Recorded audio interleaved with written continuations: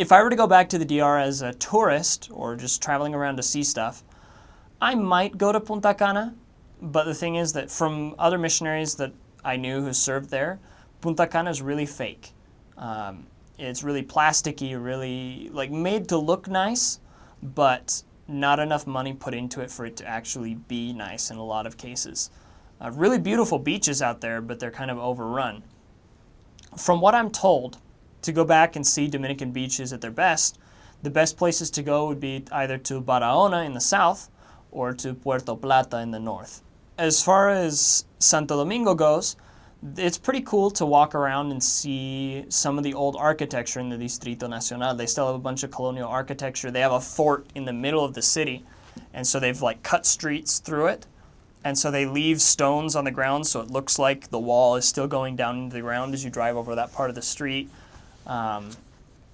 All kinds of cool historical stuff to see around there about colonial and revolutionary, the colonial and revolutionary Dominican Republic. Now, if we shift to Gonzalo out in the campo, totally different lifestyle. Most people have very small houses. While in the capital, the houses are typically made of cinder blocks covered by concrete. In the campo, only the richer people have those kinds of houses. Typically, people's houses are made of either wood for walls and then corrugated tin for the roof, or sometimes the entire house is made out of corrugated tin, walls and roof. Usually the houses out there, unless they're made of concrete, are just one room, but then they make it a big room so that you can use curtains and maybe some planks of wood to make smaller rooms within it. Out in the campo, transportation is a little bit different. In Santo Domingo, you can get around to pretty much anywhere by going out to a main street and looking at the signs on the buses and cars that drive by. There are public transit systems, but they're hardly used. It's mostly private. So there are all these different routes that go from point A to point B and point C to point D and point E to F. And so you start asking around and you start looking at things that go by. You see the name of the place you need to go, so you get on that bus and then you tell the guy who's driving, hey, make sure to let me know when we're at this place and let me off. And then they'll let you off. Or you can make connections, and it's pretty easy and pretty cheap. For a foreigner especially. I mean, your average fare is between 25 and 30 pesos, which is 47 Dominican pesos to $1. It's about 50 cents for you to get anywhere in Santo Domingo. If you're out in the campo, on the other hand, most people just have motorcycles. So as a missionary, you can't get rides around. As just anyone else, you could pay 50 pesos and get a motorcycle ride to a nearby town or whatever where there's a bigger route to go into the capital. But then the routes that you find out there are a little more expensive, 200, 300 pesos, because it's a 3-4 hour trip.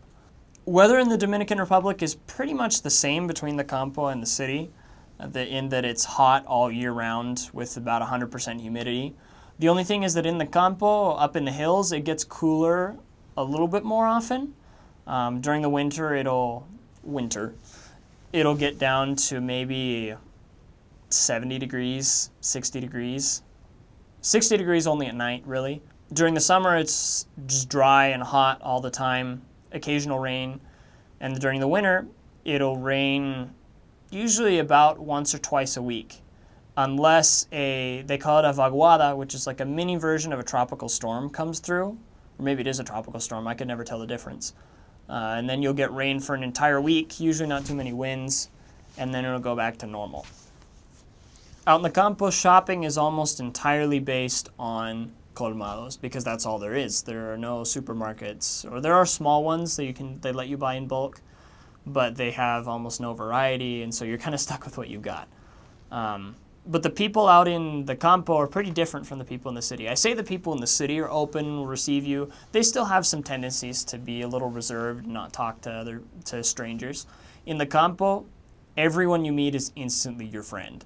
I remember I was out in Gonzalo just starting there, and my first companion was saying hi to all these people by their names. I'm like, oh my gosh, we have so many investigators out here. Turns out a lot of them were old investigators that weren't really progressing but liked being friends of the missionaries. Because out there, everyone feels good if you call them by their name.